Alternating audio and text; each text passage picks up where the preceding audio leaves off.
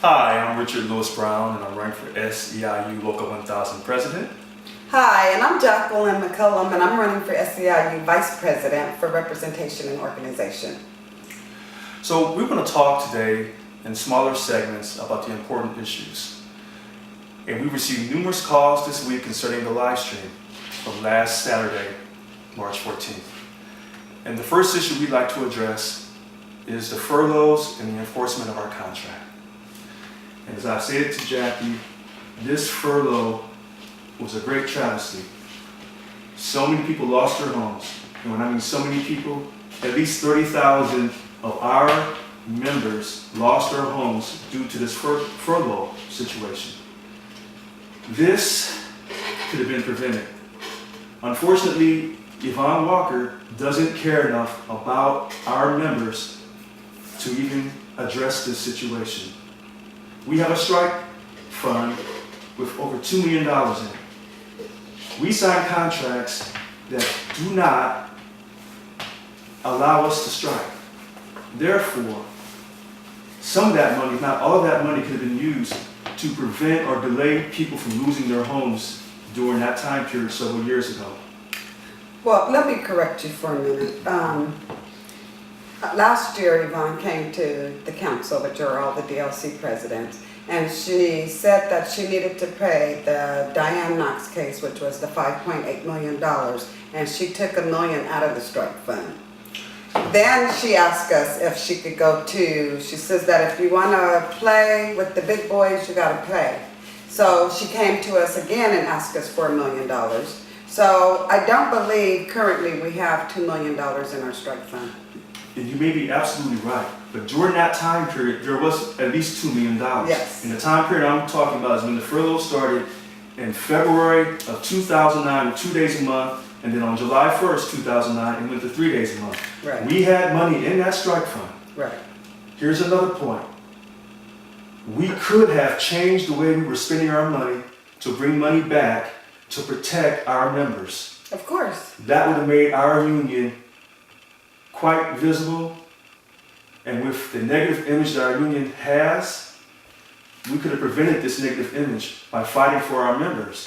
Right. But once again, Yvonne Walker, under her leadership, doesn't care enough. Why doesn't she care enough? Because all she simply is a politician. And so this is why we are running on this platform of courage, integrity, and vision. And it starts with courage. Courage to stand up and admit to our members, we've made some mistakes. Right. And so here's a way to fix these mistakes. We have to readjust on how we spend our money. Along with the furloughs was, in 2010 we gave up 1 day's pay, and also in 2012 we gave up 1 day's pay. Correct. This was wrong. So once again, the members have been abused financially. All the homes that were lost, all the different moves people had to move into apartments, into family members' homes to survive, could have been prevented if someone had cared enough. And that ability to care starts with leadership. But when your leader is strictly a politician, she doesn't care enough for you, Well, I have a question for you, Richard. You say that she's a politician. Mm-hmm. If she's a politician, I don't understand. She must not be a very good one, first of all, because when we were furloughed, Arnold Schwarzenegger, the governor at the time, furloughed us. But we went to court, and a judge ruled that Arnold did not have the authority to furlough us. It was the assembly's job. So all of these people that we gave tens of thousands of dollars to, if she's a politician, shouldn't she have known what the assembly job duties are? yes, but it's deeper than that. When he implemented the furlough, he didn't have the approval of the state government, the Assembly and the Senate. When that decision was finally ruled upon, the California Supreme Court stated he implemented it without the approval, which was wrong. But in February of 2009, the state government approved his budget. We had control, or should I say, the Democrats have had control of the state government for many, many years. And since they're supposed to be union friendly, and we helped elect many of those different politicians, then it goes to what you said. The union has helped elect a lot of these politicians, but when it came time to protect our wages, they did not do this. Absolutely. And the reason why they didn't do it is because Yvonne did not hold them accountable for their actions. I agree. Because unfortunately, she's not held accountable for her actions. I agree again. And so this is why I'm working with you. You're the only DLC president since that time frame, and she took office in 2008, that has stood up to her. Unfortunately, other DLC presidents have not made her accountable. And so this is why the furlough situation was out of hand. Giving up our pay one day a month on two different occasions in 2010 and 2012 is out of hand. But you made a good point to me. When members were losing their money, did Yvonne Walker lose any of her money? Oh no, she was not furloughed. So she was not furloughed, so she didn't feel any of that pain that we felt. She didn't have not one day furlough. And even if you were on union leave and you were furloughed, she still expected you to work, you know. If you were off that Friday and you were on union leave and it was a furlough day, she still expected you to put in your 8 hours doing job steward work.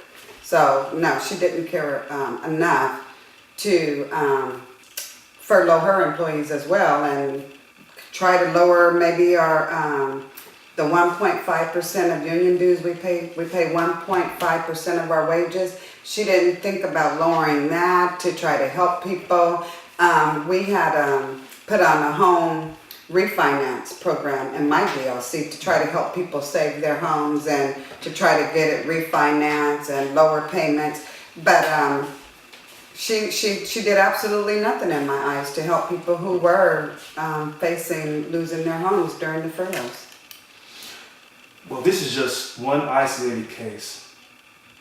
But there's so many of these isolated cases that show that Yvonne Walker is not an effective leader. It shows that she doesn't care about her members. But it's really about reality. She never did care. This has always been about her and what she has wanted to do. And if it didn't benefit her, then she's not going to do anything. And this is why there's a perception, and it's not just a perception, it's a reality with many of the employees we represent across the state, whether they're due-paying members, fair share members, or non-germane. They feel that when they need help with the union, they don't get any help. And it starts with money first. With money comes respect. But when people don't respect you, they're not going to pay you. In fact, they're not going to pay you accordingly, and they're going to come and take money from you when times get tough, and they're going to scapegoat you. That's when your union president must stand up strong and say, listen, you're not going to come and try to balance this budget off our backs, and not just say it with empty words, show it with strong action. I agree with you. I agree, but I'd also like to add in there that the staff that works for SEIU, the reports that they give her back are inaccurate. It's very hard during the furloughs for staff to come to your work site and ask you to put in another $20 for coke. When you're already losing your home, you can't make your car payment, and then the union wants you to put in an extra $20 out of your paycheck in the coke. And nobody is thinking, okay, what kind of financial situation is this member in? And in reality, we have more Unit 15, which is our janitors, paying into coke than you have Unit 1, which make way more money, much more money than the Unit 15 employees. So Unit 4 and Unit 15 are the heaviest coke contributors because staff cannot have that conversation with the Unit 1 person. And I find that there's something wrong with that. That's like to me picking on the little kid, taking the little kid's candy. Because if you have a good spiel, then you should be able to have that conversation with a Unit 1 person. And it doesn't seem to be happening. Well, overall, with this first segment about the furloughs, Yvonne Walker has failed. And I'm glad you brought up about the full-time staff, because I think in the next segment, we're going to discuss the full-time staff and why they're not able to be successful. And the reason why they're not able to be successful, once again, is Yvonne Walker is not a true leader. And it's all about herself and about the people she cares for. Well, very well said, and we'll see you right back in our next 10 minutes. Thank you very much. Hi, we're back, Richard and I, and on this topic we're going to talk about when I went on union leave from 2007 to 2010 and what my experience was as a job steward on union leave. I went all over California, from Los Angeles to Sacramento, from Bishop to San Diego. And I wasn't real happy about my travel arrangements. On a Monday I was in LA, on a Tuesday I was in Sacramento, on a Wednesday I was back in LA, and on a Thursday I was in Sacramento, and that Friday I had to be in Bishop, and that Monday in San Diego. But what I did notice is every Friday we had a debrief for staff and all the union leavers. And the complaints that the staff would give back to our statewide officers was very inaccurate to me, and it made the members appear to not care about their union. And from my experience as being a state employee for 26 years, we all care about our union. We care about how much money we put into it. We care about the transparency. And Yvonne would get negative feedback from staff. The members don't want to engage in a conversation. They're not interested. And the list just went on. And I never had that experience. It was really easy to have a conversation with state employees, mainly probably because I was a state employee and we were on the same playing field. But staff could not have that relationship, and I felt that Yvonne should have maybe took in a little bit more concern, maybe went out and did the grassroots for herself, and maybe went out with those reps to see if they were really trying as hard as they were portraying to her that they were trying to get members involved in our union. So I never really sensed that she took any initiative to see if the information she received was factual or if it was just somebody that didn't want to work for that day. Because we were on a quota system, for example. We were doing the one-on-one conversations with the members, and you had to get 5 conversations per day. And I would get 30 a day, where staff would not even be able to manage to get 1. So I was told, you just only turn in the 5, so it doesn't make the staff look bad. That's incredible. And I want to thank you for sharing that story. You know, I have a constructive, positive alternative to helping our staff. And it starts with the very first thing called respect. Currently, the full-time staff doesn't have a contract. Right. And there's been many different reasons why they don't have a contract. And so the first thing I would do with elected president, I would ensure that they had a contract signed immediately. I want to give them the same respect that I give our members or all the employees we represent. Respect goes both directions. And so the full-time staff, if they're trying to service 95,000 employees across this state and they don't have a contract and they feel you don't respect them, then you're not enabling these individuals to be successful, to have successful conversations because they feel you don't respect them. And this is unfortunate. And I've heard many stories of people calling in and stating they can't get enough help. There's not enough staff to handle these cases. If I'm elected president, once again, we'll make things transparent. We'll look at how we spend our money. We probably strongly need to hire more staff members so we can effectively represent our employees, our members. This is critical. It's very critical. It's very critical, and I strongly encourage people to come out and vote in this election. Because if you feel that we lack representation, and then you call the union, you're put on the back burner. Your cases get dropped. Oftentimes, they decide that they won't take your case to arbitration because they feel they can't win it. Well, the reason why the staff is under that type of mindset because they feel that they don't have respect. And you really find out about leadership when you ask people, do you have a contract? And so we insist as a union that we have a contract, and we get paid a certain amount of money for our hours, and we get our benefits. But yet, the people that help us get our jobs done, that service us, we don't respect them equally by giving them a contract. Well, I'd like to also add that we used to have where our reps would, they would do organizing and representation at the job site. And then someone came up with this great idea that we split it, that reps would do just representation and that's all they could do, and then you would have your organizers. Well, I don't really think that's working, because if you go to the work site and you're an organizer and you're pushing, say, a political agenda, and a member comes to you and say, hey, I'm having a problem with my supervisor, that staff person has to tell you, here's the number to the URC. I can't help you. I'm an organizer. You need to call the URC. And I feel that if I'm elected with representation, that it doesn't matter. If you work for SEIU as a representative, then you should be able to assist any member. You should be trained in organizing and representation.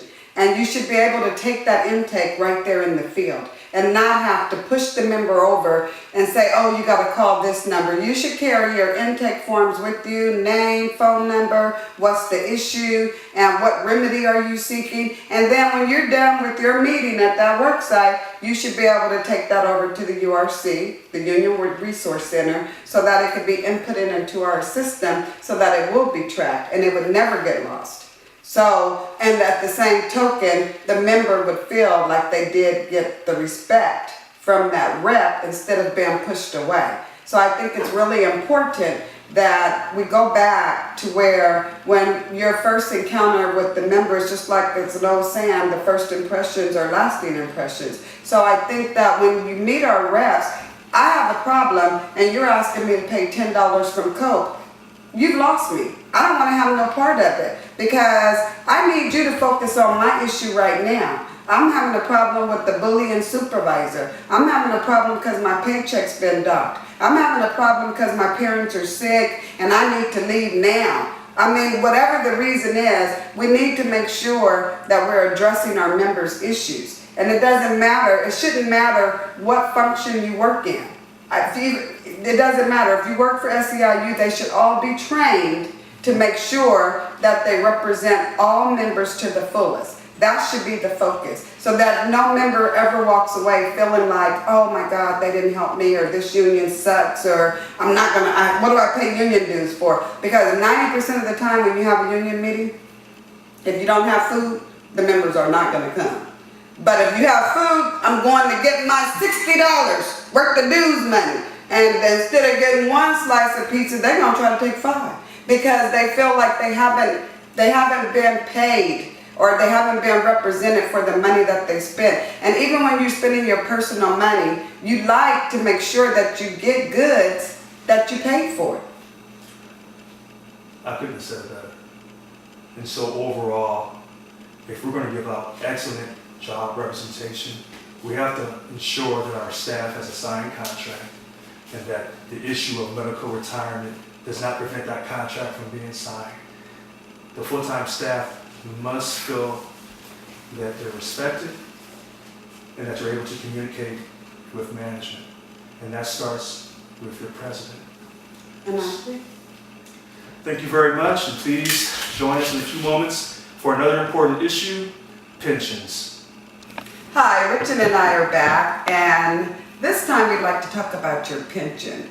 But before we get started, I just want to put this out there, that this is going to be one of the most important elections that I think we will be having as state employees to vote on who our statewide officers will be. And the reason why it's going to be very, very important is because your pensions are involved. And if you Google Governor Brown's 2015-2016 budget proposal, I challenge you to read it for yourself.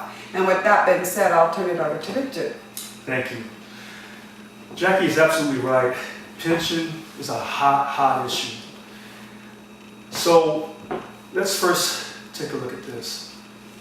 We have an unfunded pension liability, and this has been going on for many, many years. Currently, Governor Brown wants to pre-fund the retirement health care part of our pension, and he wants us as members to equally share that cost with the state of California. And I say to you, Jackie, like I've stated all along, if I'm elected president, I will not sign a contract that states we're going to pay more for our pension contribution.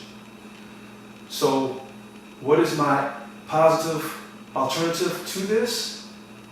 I would simply say, stop the endless amount of outsourcing that the state does not want to provide financial transparency. We question this. We asked these questions years ago, and they refused to show the documents. To ask state employees of our union to pay more money after going through the furlough situation and the 2010 loss of pay 1 day a month and the 2012 loss of pay 1 day a month, to now say that's not good enough, we need even more money. Granted, we gave that money up and it didn't help the budget. Correct. And so when they stated back then, you must pay more money, you must sacrifice to help the state, they took it from us with the furloughs. We gave it up on the 2010 and 2012. Now they're saying, we need you to pay more money. Once again, they're trying to fix this by basically coming to us and saying, we need more of your money. And I simply say, enough is enough. But you have to have courage and integrity to stand up to the governor and to the state government and say, stop. And I agree. And I like to say, Governor, you're not going to balance the budget on the backs of state employees. And I think there are some numbers that you have here that you wanted to share with our viewers. That's correct. So I'm not sure if anyone knows this or not, but currently the way our pension is set up, CalPERS pays 67 cents on every dollar to our pension. The state pays 21 cents and we pay 12 cents. This seems reasonable. I don't understand why that cannot be applied to the pre-funding of our medical part of our retirement. I'm already on record. I told the new California State Treasurer, John Chung, on March 11th, that if I'm elected president of Local 1000, I would not sign a contract stating we were going to pay more money for our pension. He wasn't pleased to hear that. He says that, of course it has to be bargained into different unions, and he thinks it's important that we do pay extra. But I'm on record. So this is just an example that I have the courage to stand up and say, no. It's not me saying things that people want to hear. I'm telling you what I deeply feel. And, there are people that witnessed this conversation I had with the treasurer, you say treasurer, Mr. Chung. And so when I tell people I will stand up for you against the governor, I've already done it once, which was on March 11th with Mr. Chung, and I'll do it again and again and again. We realize that people will say a lot of things to get votes in elections. I'm glad that you're working with me because we say what we mean what we say, and we can show you the proof. So once again, we will stand up and fight this attack on your pension. Thank you. And I'd just like to say, for the record, that Yvonne Walker, the president for SEIU, is on the Retirement Reform Committee, which the treasurer and a few other people sit on. So I believe that a decision has probably already been made about our pensions. So that's why it's important that if you're not a member, that you go to my website, jacquelinemccollum.com, and you fill out your membership form, and either you hand walk it over there, or either you fax it or scan it in and email it to prove that you mailed it, submitted it, because the ballots come out April 20th, and we want to make sure that you get your vote in there. And you're not going to fill it probably right away, but you're probably going to be bringing home maybe anywhere from $200 to $300 less is what I'm calculating after you get your 2% raise and your medical goes up and your retirement, and then you're going to feel the pain, and then you're going to be upset. So be proactive instead of reactive, and go down and fill out your membership form. Again, that's JacquelineMcCollum.com. And you can also find Richard at Richard Lewis Brown for SEIUpresident.com. Thank you, and we'll catch you in our next segment.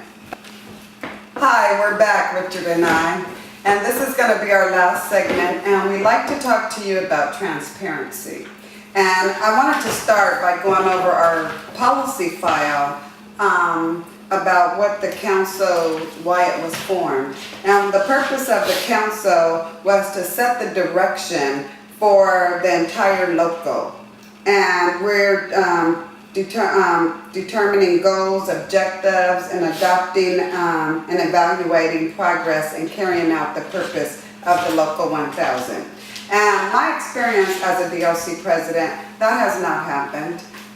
The LAPS program was enforced on us, and when I questioned were we going to vote on it, meaning the council, I was told no, we didn't get a vote. And I'd like to also talk about the different lawsuits that we have going on with different members. We never get that information of what's actually going on. We don't get an expenditures of how much each lawsuit is costing us for the members. We always get it on the tail end when we find out they have to pay. For example, like Diane Knox, the $5.8 million. We've had other lawsuits that have come through our members. So we have more internal fighting, it appears to me, than we fight externally, which our fight should be external and not internal. And so with that being said, Richard, I wanted you to have a conversation with our viewers about transparency. Thank you so much, Jackie. So we saved the best for last. Transparency, transparency, transparency.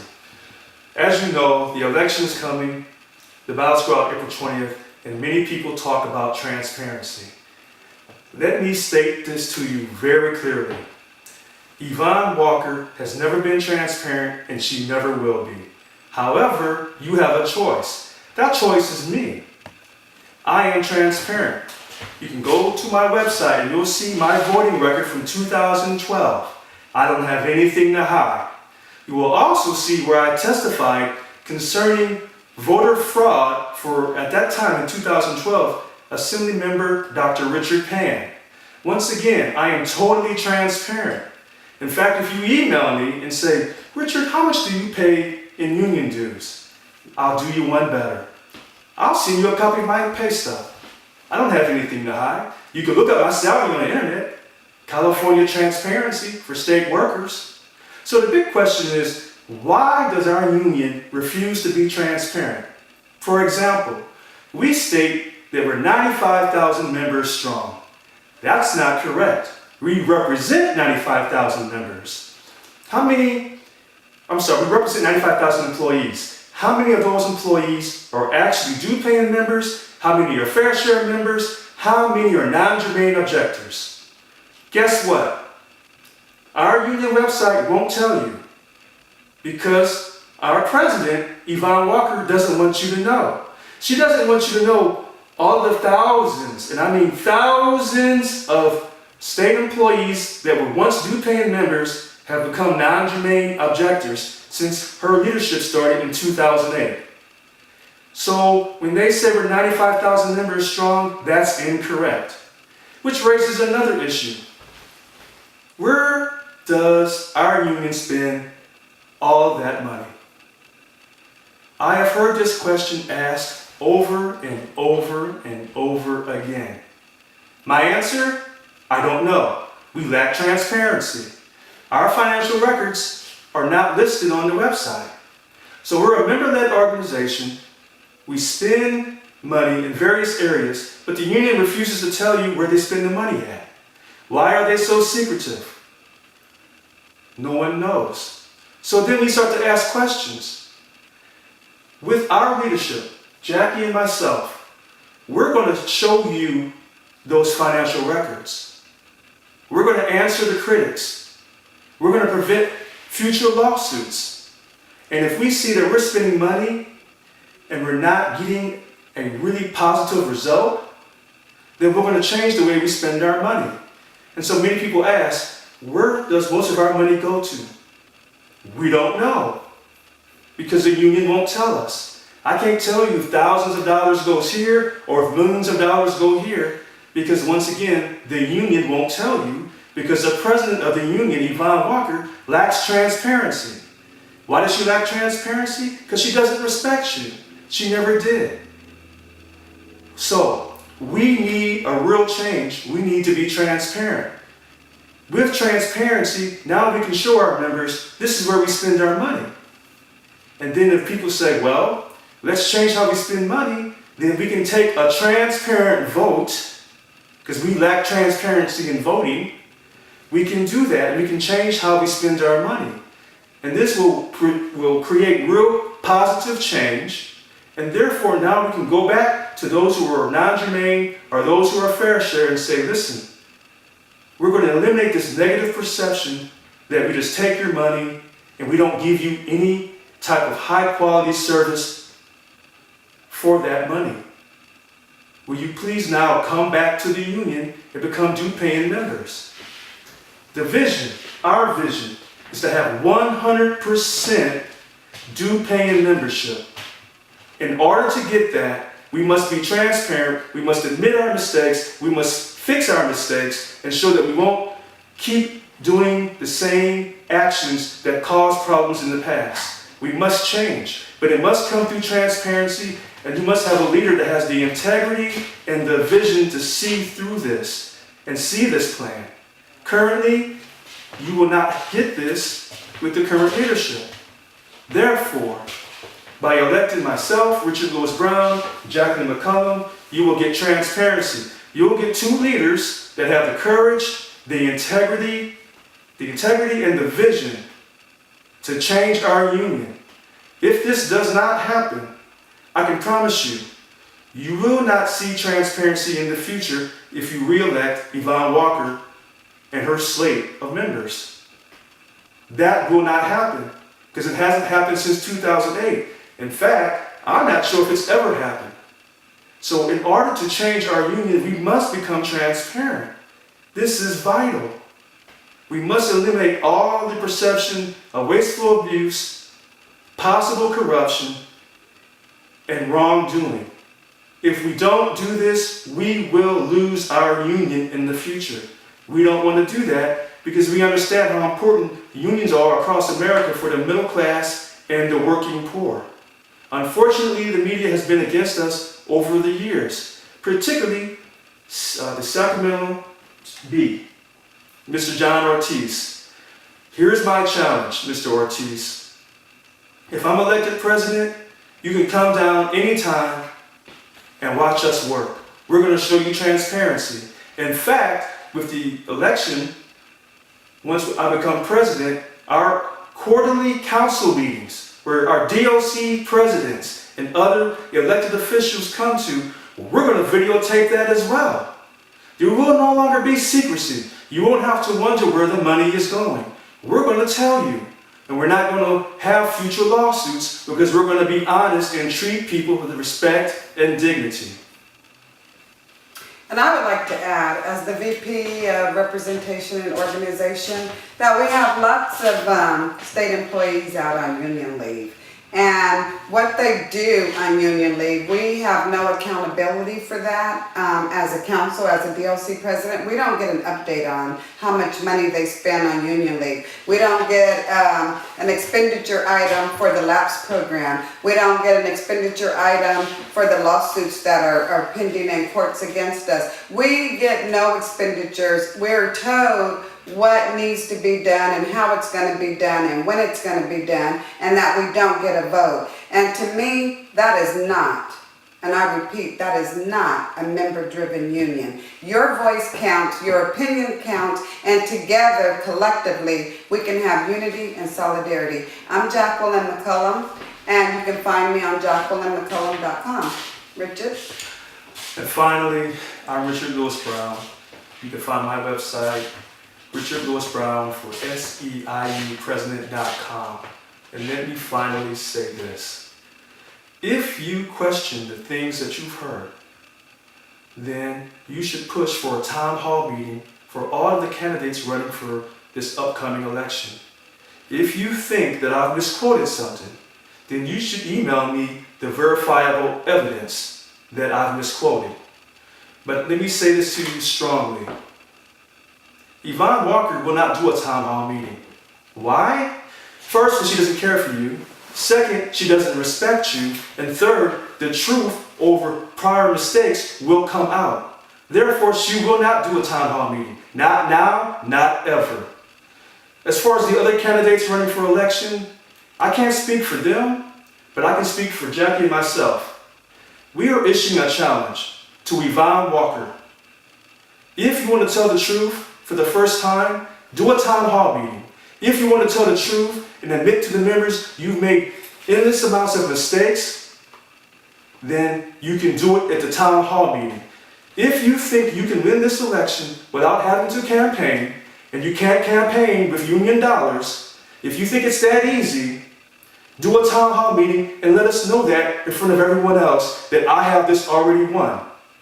I'm Richard Lewis Brown. Thank you for your time. Have a great day. I'd just like to add one last little piece. If we can do a town hall and invite members when we're paying politicians, why can't we do a town hall for our statewide officers? I challenge you, Tamika.